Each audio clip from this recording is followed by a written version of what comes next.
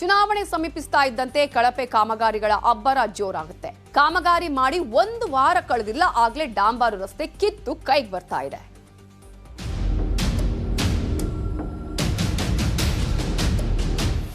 ಈ ರಸ್ತೆ ಮಾಡಿ 1 ವಾರವೂ ಕಳೆದಿಲ್ಲ, ಆಗಲೇ ಕಿತ್ತು ಕೈಗೆ ಬರುವ ಡಾಂಬರ್.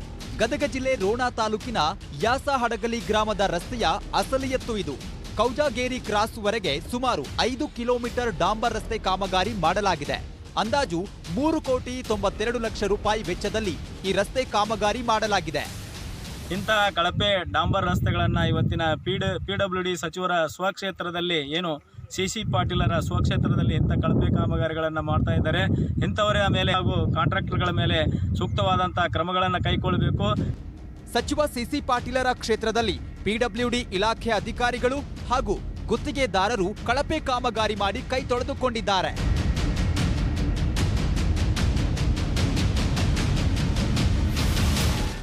ಒಟ್ನಲ್ಲಿ ವಿಧಾನಸಭೆ ಚುನಾವಣೆ ಸಮೀಪಿಸ್ತಾ ಇದ್ದಂತೆ ರಸ್ತೆಗಳ ಸುಧಾರಣೆ ಆಗುತ್ತಿವೆ ಅಂತ ಸಾರ್ವಜನಿಕರು ಖುಷಿ ಪಡ್ತಾ ಇದ್ರು. ಆದ್ರೆ ಅಧಿಕಾರಿಗಳು ಹಾಗೂ ಗುತ್ತಿಗೆದಾರ ಮಾಡುವ ಕಳಪೆ ಕಾಮಗಾರಿ ನೋಡಿ ಜನರು ಬೇಸತ್ತು ಹೋಗಿದ್ದಾರೆ. ಸಂತೋಷ್ ಕಣ್ಣೂರ, ನ್ಯೂಸ್ 18 ಗದಗ. ಕೂಲಿ ಮಾಡಿ ದುಡಿಯುವ ಜನಕ್ಕೆ ಸರ್ಕಾರ ಜಮೀನು ಕೊಟ್ಟಿದ್ರೆ ಅದರ ಮಣ್ಣನ್ನೇ ಲೂಟಿ ಹೊಡಿತಾ ಇದೆ ಖಾಸಗಿ ಕಂಪನಿಗಳು. ಕೃಷಿಗೆ ಯೋಗ್ಯವಾದ ಮಣ್ಣು ದುಡಿಯುವ ಜನರ ಬದುಕನ್ನೇ ಮಣ್ಣು ಹಾಕಿ ಮುಚ್ಚುತ್ತಾ ಇದೆ.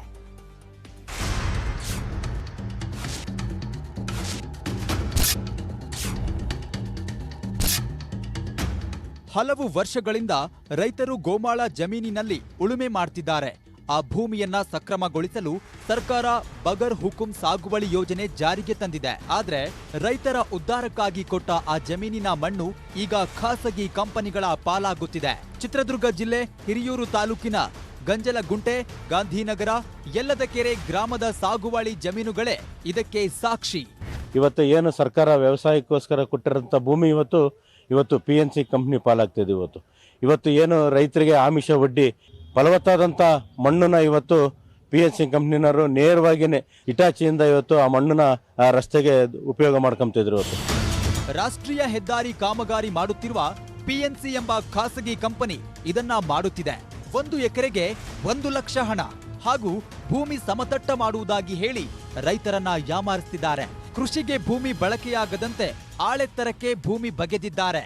ಮಣ್ಣು ಅಥವಾ ದಿಬ್ಬಗಳು ಅಂತ ಇದೆ ಅಂತಂದ ಸಮತಟ್ಟು ಮಾಡಿಕೊಳ್ಳಲು ಅವರೇ ಸ್ವಇಚ್ಛೆಯಿಂದ ನಮಗೆ ಅರ್ಜಿ ಹಾಕಿದ ಮೇಲೆ ನಾವು ಅಗ್ರಿಕಲ್ಚರ್ ಡಿಪಾರ್ಟ್ಮೆಂಟ್ ಬರೀತೀವಿ, ಪರಿಗಣಿಸಿ ಅದನ್ನು ನಾವು ಅವ್ರು ಸಮತಟ್ಟಗೊಳಿಸಲಿಕ್ಕೆ ಅನುಮತಿ ಕೊಡ್ತೀವಿ. ಒಟ್ಟಾರೆ ರೈತರ ಉದ್ಧಾರಕ್ಕೆ ಕೊಟ್ಟ ಭೂಮಿ ಈಗ ಖಾಸಗಿ ಕಂಪನಿ ಹಣಕ್ಕೆ ಮಾರಾಟವಾಗುತ್ತಿದೆ. ಈಗಲೇ ಈ ಬಗ್ಗೆ ಎಚ್ಚೆತ್ತುಕೊಂಡ್ರೆ ಕೃಷಿ ಜಮೀನು ಉಳಿಸಬಹುದು, ಇಲ್ಲ ಅಂದ್ರೆ ಸರ್ವನಾಶ ಕಟ್ಟಿಟ್ಟ ಬುತ್ತಿ. ವಿನಾಯಕ ತೊಡರಾನಾಳ್, ನ್ಯೂಸ್ 18 ಚಿತ್ರದುರ್ಗ.